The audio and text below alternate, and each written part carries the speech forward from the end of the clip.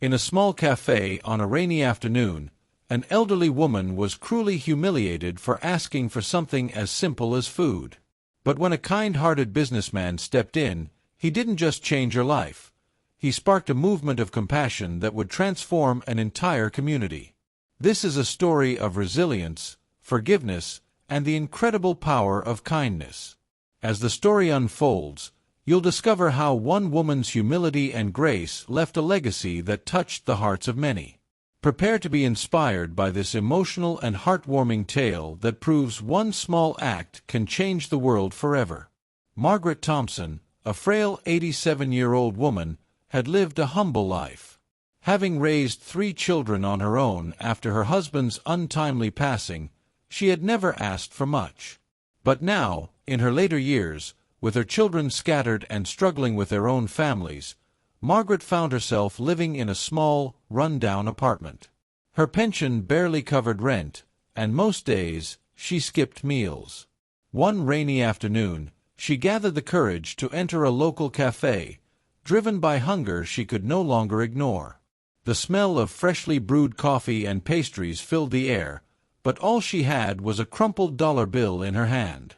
She slowly approached the counter, trembling as she asked the cashier, "Excuse me, young man, is there anything I could buy with this?" Her voice was soft, barely audible over the chatter of customers. The cashier, a young man in his 20s, glanced at her with disdain. $1. This is a cafe, not a charity.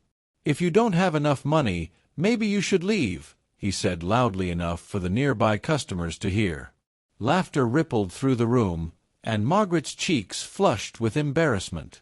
Tears welled up in her eyes, but she turned to leave, clutching her purse tightly, trying to maintain her dignity. But just as she reached the door, a voice called out, "Wait!" Everyone in the cafe turned to see a well-dressed man, likely in his early 40s, standing up from his table. He walked over to Margaret, his expression soft and full of compassion. "My name is John Harris," the man said with a gentle smile. "Please, sit with me." Margaret, confused and hesitant, followed him to the table. The man waved down a waitress and ordered a full meal for her: soup, bread, coffee, and a slice of apple pie. "Eat as much as you like," John said, watching her with kind eyes. "No one should be treated like that." As Margaret started eating, the cafe grew quieter. The customers who had laughed earlier now watched in awkward silence, feeling the weight of the moment. John asked about her life, and Margaret shared her story, about her late husband, her struggles as a single mother, and her current loneliness. She hadn't spoken to anyone about her hardships in years. As they talked, Margaret learned that John wasn't just any businessman. He owned one of the largest real estate firms in the state, yet his success hadn't hardened him. He had grown up in a poor neighborhood and understood what it meant to struggle. John's compassion for Margaret wasn't a fleeting gesture. After their meal, he handed her a card with his contact information. "If you ever need anything, call me. You deserve more than what life has given you lately," he said softly. The next day, John returned to the cafe with a surprise. He had arranged for a monthly meal plan for Margaret, ensuring she would never have to go hungry again. But that wasn't all. A few weeks later, John visited her apartment and, shocked by the state of her living conditions, decided to take action. He moved her into one of his luxury senior living complexes, covering all the expenses. Margaret, who had been so used to surviving on scraps, now had a beautiful home with warm meals and friends her age. She couldn't believe the transformation in her life. The story of John's kindness spread throughout the town, and soon after, many were inspired to follow his example. The cafe where Margaret had been humiliated even launched a program to provide free meals to the elderly and those in need. John's small act of kindness not only changed Margaret's life, but also sparked a movement in the community. People began to realize the importance of compassion, of seeing others' struggles, and of lifting each other up. Margaret lived her remaining years in comfort, surrounded by love, always remembering that day in the cafe when a businessman's heart was touched and everything changed. As the months passed, Margaret's life blossomed in ways she had never imagined. In the senior living complex, she made friends who became like family to her. Every day, she would wake up, grateful for the second chance at life that John had given her. One day, as she sat in the complex's beautiful garden, a familiar face appeared before her. It was the cafe's young cashier, the one who had humiliated her that fateful day. His face was pale, and his eyes were filled with regret. He approached her cautiously, holding a small bouquet of flowers. "Mrs. Thompson, he stammered, his voice shaky. "I'm sorry for what I said to you that day. I didn't realize. I was wrong. Please forgive me." Margaret, who had thought about that moment many times, looked at the young man with a gentle smile. She could see the weight of guilt he carried, and though his actions had hurt her deeply, she felt no anger. "Everyone makes mistakes," she said softly. "I forgive you." The young man's face lit up with relief, and he thanked her profusely before leaving. As Margaret watched him walk away, she felt a deep sense of peace. Forgiveness, she realized, was just as important as the kindness she had received. It freed her heart from bitterness and allowed her to move forward without the burden of the past. Meanwhile, John Harris remained an important part of Margaret's life. He would often visit her, bringing along his young daughter, Emily, who had grown fond of Margaret's company. The little girl would sit on Margaret's lap, listening to stories from her younger days, fascinated by the tales of a time so different from her own. One sunny afternoon, while sitting on the porch with John and Emily, Margaret turned to him and asked, "John, why did you help me that day?" John thought for a moment before answering. "I remember my own mother struggling when I was a child. There were times when we didn't have enough to eat, and people would look down on us because we were poor. When I saw you in that cafe, it reminded me of those days. I knew I had to do something." Margaret smiled, her heart filled with warmth. "You've given me more than just food or a place to live, John. You've given me hope." John looked at Margaret with gratitude in his eyes. "You've given me something, too. You've reminded me that it's not about how much we have, but what we do with it." As time went on, John's influence in the community grew even stronger. Inspired by his generosity, other business owners began to launch programs to help those in need.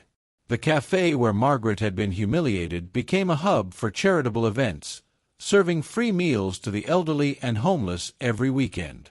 Margaret, once a forgotten soul struggling to survive, became a beacon of hope for many in the town. She would often visit the cafe to speak with people, offering a listening ear and a kind word. Her story, known by many, served as a reminder that kindness could change lives in the most unexpected ways. Years passed, and Margaret's health began to decline. But she never felt alone. John, Emily, and her new community surrounded her with love and care. In her final days, as she lay peacefully in her bed, she reflected on her life. From the hardships she had endured to the kindness that had transformed everything, Margaret felt a deep sense of fulfillment. One evening, as the sun set over the horizon, she whispered softly, "Thank you, John, for everything." With that, Margaret closed her eyes for the last time, a gentle smile on her face. At her funeral, the entire town gathered to pay their respects. John stood by her graveside, holding Emily's hand. He gave a heartfelt speech about how Margaret had changed not only his life but the lives of so many others. "She taught me," John said, his voice full of emotion, "that sometimes the smallest acts of kindness can create the biggest impact. Margaret's spirit will live on through all of us, as long as we continue to show compassion to those in need." And so, Margaret's legacy of kindness lived on, not just in the memory of those who knew her, but in the hearts of everyone touched by her story. The town became a place known for its generosity, where people looked out for one another and where a single act of kindness could spark change. Margaret's journey had shown them all that no matter how dark life might seem, there is always hope, and sometimes it only takes one person to light the way. After Margaret's funeral, John felt a deep void. Though he had helped her in many ways, he realized how much Margaret had done for him as well. She had changed his perspective on life, making him more aware of the importance of compassion, humility, and giving back. The cafe, now renamed Margaret's Place in her honor, had become a symbol of hope. People from all walks of life came, not just to eat, but to share stories, connect, and support each other. The cafe's walls were filled with photos of the elderly woman who had once been humiliated there, now celebrated as a community hero. Beneath her photo was a plaque with her favorite saying, "One kind word can change everything." John visited Margaret's place often, always carrying Emily with him. The cafe had become a family tradition, a place where they could remind themselves of the power of a single act of kindness. John continued his work as a successful businessman, but he never let his wealth define him. Instead, he used it to create opportunities for others, starting initiatives that supported low-income families, especially elderly people who, like Margaret, often struggled in silence.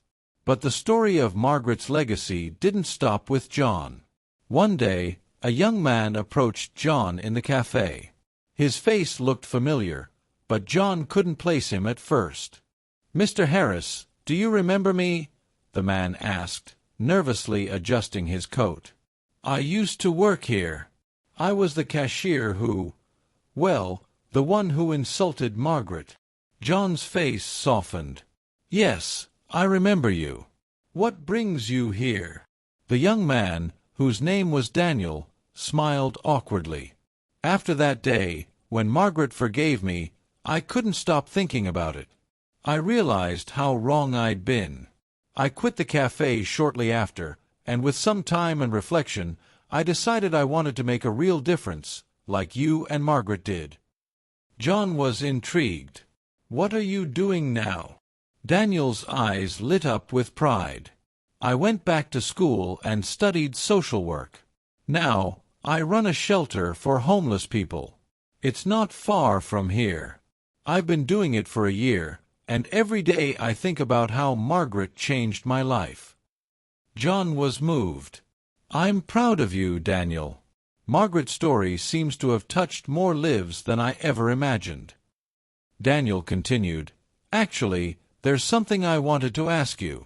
We're planning to expand the shelter, and we're looking for partners. I thought maybe you'd be interested in helping." Without hesitation, John nodded. "Absolutely. Margaret's legacy deserves to live on through every act of kindness we can give." Over the next few months, John and Daniel worked together to expand the shelter. John provided financial support, while Daniel, with his experience and passion, ran the day-to-day operations. The shelter, named Margaret's Haven, became a safe space for the homeless, elderly, and struggling families. It was a place where people were treated with dignity, no matter their circumstances. Margaret's Haven became known throughout the state. People from other cities would visit to learn from its success, hoping to replicate the model of care and compassion in their own communities. John and Daniel gave talks, sharing Margaret's story and the inspiration behind their mission. One day, as John walked through the shelter, he noticed an elderly woman sitting quietly in a corner, much like Margaret had once done in the cafe. She looked fragile, her clothes worn and her eyes tired. John approached her with the same kindness he had shown Margaret. "Hello, ma'am," he said gently. "Would you like something to eat?" The woman looked up, her eyes filled with tears. "I don't want to be a burden," she whispered. John smiled warmly. "You're never a burden here. Let me get you a meal, and if you need anything else, you just let us know." As the woman began to eat, John's heart filled with a sense of purpose. He knew that every person who walked through the doors of Margaret's Haven deserved the same care and kindness that had once changed his life and the lives of so many others. In time, John's daughter, Emily, grew up and followed in her father's footsteps. She became a strong advocate for the underprivileged, dedicating her life to continuing the work that Margaret had inspired. Together, father and daughter expanded Margaret's Haven even further, opening new branches across the country. Emily often spoke at events, sharing the story of Margaret Thompson, the elderly woman who had been humiliated but whose forgiveness and grace had sparked a movement of kindness. Years later, as John looked out over the bustling shelter, filled with volunteers and grateful individuals, he realized something profound. Margaret had never been just an old woman asking for food in a cafe. She had been a symbol of resilience, humility, and the power of human connection. Her life had been a testament to the fact that, even in the smallest moments, we have the potential to make a lasting difference in the world. And so, Margaret's legacy lived on, not just in the cafe, the shelter, or the community, but in the hearts of everyone who had heard her story. Through kindness, compassion, and the belief that every person deserves to be treated with dignity, Margaret had changed the world in ways she could have never imagined. As the years passed, Margaret's story continued to grow, not just in the local community, but far beyond. Margaret's Haven had expanded into multiple cities, becoming a national symbol of compassion and support for the forgotten and downtrodden. The network of shelters, cafes, and outreach programs was now a model for humanitarian efforts across the country. John, now older and with gray streaks in his hair, walked through the corridors of the original Margaret's Haven, reflecting on how far they had come. Emily, now a young woman in her 20s, had taken on much of the leadership role, with the same passion her father had instilled in her. One day, as John sat in his office, reviewing plans for yet another shelter expansion, he received an unexpected visitor. A tall man in his early 30s entered, holding a folder and looking nervous yet determined. "Mr. Harris, my name is Michael Thompson," the man said, extending his hand. John raised an eyebrow at the familiar last name. "Thompson. Are you related to Margaret?" Michael nodded, a soft smile on his face. "Yes, I'm her grandson. I've been meaning to visit for a long time, but, well, I didn't know if it was appropriate. My grandmother spoke of you often before she passed, and I've heard so much about what you've done in her memory. I just wanted to meet you." John was taken aback. Margaret had never spoken much about her family, and he hadn't even realized she had a grandson. "Please sit down," John said, gesturing to a chair. "I'm glad you came. Your grandmother was a remarkable woman." Michael smiled, looking around at the framed photos of Margaret on the walls. "She was. I only wish I'd been more present in her later years. I lived out of state, and by the time I returned, she was already here, living in this beautiful place thanks to you." John nodded. "She never spoke ill of anyone, Michael. She was proud of her family and loved you all deeply." Michael cleared his throat, his voice thick with emotion. "I know that now. And seeing all of this, the shelters, the lives you've changed, makes me wish I'd done more for her. But I also see how her legacy lives on through all of this. It's incredible." John leaned forward, his eyes soft with understanding. "It's never too late, Michael. Your grandmother's spirit is in every corner of this place, and we honor her every day. You can still be a part of it." Michael smiled gratefully, pulling out the folder he had brought with him. "Actually, that's why I came. I wanted to offer something in her memory. I've been working with a few foundations, and I've raised enough funds to build a new facility. A place where elderly people who feel forgotten, like my grandmother once did, can receive care, dignity, and companionship." John's heart swelled with emotion. Margaret's legacy continued to ripple through the lives of those she had touched, even her own family.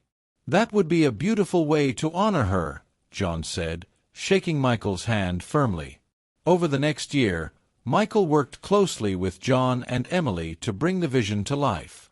The new facility, named Margaret's Heart, was a state-of-the-art care center for the elderly, designed not just to provide physical care, but emotional support, companionship, and a sense of purpose for those in their later years. It was a sanctuary for the forgotten, a place where every resident was treated like family. At the opening ceremony of Margaret's Heart, John stood at the podium, addressing a crowd of supporters, volunteers, and dignitaries. Beside him stood Emily and Michael, their faces reflecting the deep pride they felt. "This center," John began, "is not just about providing shelter or food. It's about restoring dignity, about reminding us all of the power of kindness and the importance of seeing every person's worth, no matter their age, status, or circumstance." As he spoke, John glanced at the large portrait of Margaret hanging on the wall behind him, her gentle smile overlooking the event. Margaret Thompson may have been an elderly woman who walked into a cafe one rainy afternoon, but she changed the world. Not through wealth or power, but through her grace, her forgiveness, and her heart. The crowd erupted into applause, and as John stepped down, he felt the weight of everything they had built, not just in memory of Margaret, but in honor of every life that had been touched by her story. After the ceremony, as John and Emily walked through the halls of Margaret's Heart, Emily turned to her father. "You know, Dad, I think Margaret was right. It only takes one kind word, one act of love, to change everything." John smiled, pride swelling in his chest. "Yes, Emily. And I think we've just begun to see the impact of hers." And indeed, Margaret's story, her quiet humility, her resilience, and her kindness, continued to echo through generations. The shelters, the centers, and the programs created in her honor were just the beginning. Through John, Emily, Michael, and every person who passed through the doors of Margaret's Haven or Margaret's Heart, her legacy would live on, growing stronger with every act of compassion, every hand extended in kindness. In the end, Margaret's true gift had been her ability to show the world that no matter how small or insignificant a person might feel, their life can change others in ways they might never imagine. And through that, Margaret Thompson had become a beacon of light in a world that desperately needed more kindness. As the years passed, the legacy of Margaret's Heart grew beyond anything John or Emily could have imagined. The center became a symbol of hope, not just for the elderly, but for people of all ages, reminding the community of the power of kindness and forgiveness. But Margaret's impact wasn't only felt in the tangible walls of the buildings. They had become stories passed down from generation to generation. One crisp autumn morning, John found himself walking through the gardens of Margaret's Heart alone. His steps were slower now, and his hair had turned completely gray. He gazed around, watching elderly residents sitting with their families, laughing, talking, living their final years with dignity and love. He felt a deep sense of peace knowing that Margaret had made all of this possible. As he sat on a bench under an old oak tree, memories flooded his mind. He remembered that rainy day when he had first seen Margaret in the cafe, and how her simple act of humility had set off a chain reaction of compassion that changed countless lives. Tears welled up in his eyes as he realized just how much one person, one moment, could change the world. Just then, Emily approached, now in her 30s, confident and strong, carrying on the work with the same passion that had been sparked in her as a child. She sat down next to her father, a warm smile on her face. "Dad, there's something I want to show you," she said, handing him an envelope. John opened it, revealing a letter with elegant handwriting. It was from a woman named Sarah, one of the first residents of Margaret's Heart. "I wanted you to see this before you left today," Emily said softly. John began to read aloud. "Dear John and Emily, I don't know how to fully express my gratitude for what you've done here at Margaret's Heart. Before I came here, I felt forgotten, abandoned by the world. But this place gave me something I had lost: hope. It reminded me that, no matter how late in life it might be, we are all worthy of love, respect, and a second chance. I never met Margaret, but through her story, I feel like I've known her my whole life. Thank you for continuing her legacy. I may not have much time left, but I will spend every moment here in peace, surrounded by the love that Margaret inspired in you both. With all my heart, Sarah. John's voice trembled as he finished reading. He looked up at Emily, tears now streaming down his face. This is why we did all of this. This is what Margaret would have wanted. Emily nodded, her own eyes glistening with emotion. Her spirit is still here, Dad. It's in every smile, every hug, every life that's been touched. They sat in silence for a moment, letting the weight of everything they had accomplished settle in. Finally, John turned to Emily, his heart full. Margaret may be gone, but she lives on in all of us. And she'll continue to live on in every person who walks through these doors. Just then, as if on cue, a little girl ran up to them, holding her mother's hand. The mother smiled shyly and said, "This is my daughter, Margaret. We named her after the woman who changed everything for this community." John and Emily's eyes widened in surprise. They smiled at the little girl, who giggled and waved at them before skipping off to play in the garden. In that small, fleeting moment, John realized that Margaret's name would never fade. Her kindness would ripple through time, touching lives far beyond the small cafe where her story began. As the sun began to set, casting a golden glow over Margaret's heart, John stood up slowly. He took one last look at the place that had become a beacon of hope, and with Emily by his side, he whispered, "Thank you, Margaret, for everything." And in that moment, it felt as though Margaret herself was there, smiling down on them, her spirit forever entwined in the heart of everyone who had been touched by her story. The wind carried the whisper of her words. One kind word can change everything. And with that, John and Emily walked away, knowing that Margaret's legacy would never die. It would live on in every act of kindness, in every life transformed, and in every heart that chose to believe in the power of compassion.